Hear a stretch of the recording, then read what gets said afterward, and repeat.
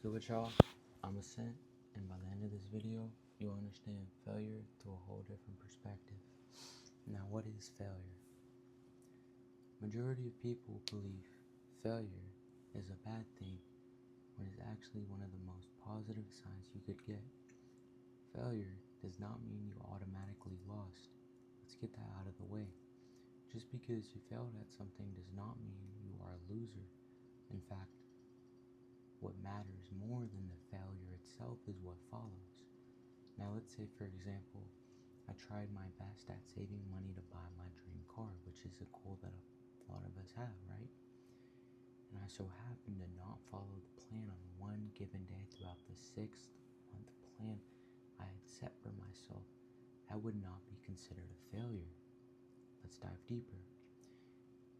However, let's say during week 1 of that plan, I had chosen on one of those given days to not have achieved my set amount of money, and I decided to drift away from that goal and not be disciplined to the set plan I had and started reverting back to my past habits of not saving money. That would be considered failing temporarily. And now if I allow that to change my perspective on what failure is, that would actually be considered failing, because essentially I am submitting to my mind and giving up entirely on my goal. I understand this is a shit ton of process at once, so if you have any questions, just let me know and I'll get back to you. Essentially, my main goal of that passage is to transform your perspective of failure out of this low vibrational state, which it's usually associated with. So, essentially, a lot of people get failure wrong. They believe failure is a negative thing. It's not negative at all. It's a positive reinforcement. We as people tend to, give it meaning, and at the end of the day, it's just a word whenever it's truly a result, and I'll get further into it.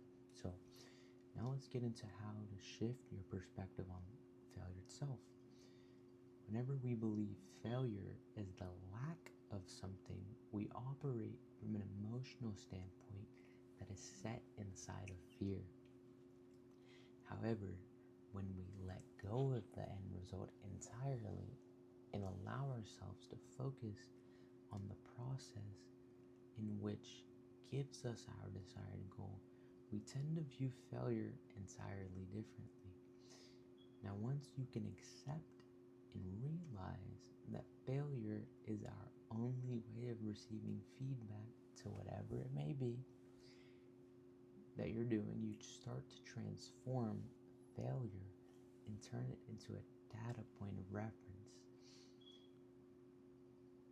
If we are able to achieve this transcendence, we allow ourselves to ground back into the moment, which is pivotal in achieving success in your given goal, because ultimately we free our mind of unnecessary negative emotion tied to failure, and we start to view it as what it truly is, which is just a data point and reference metric that allows you to view your actions, and then you can make different choices that will produce different results.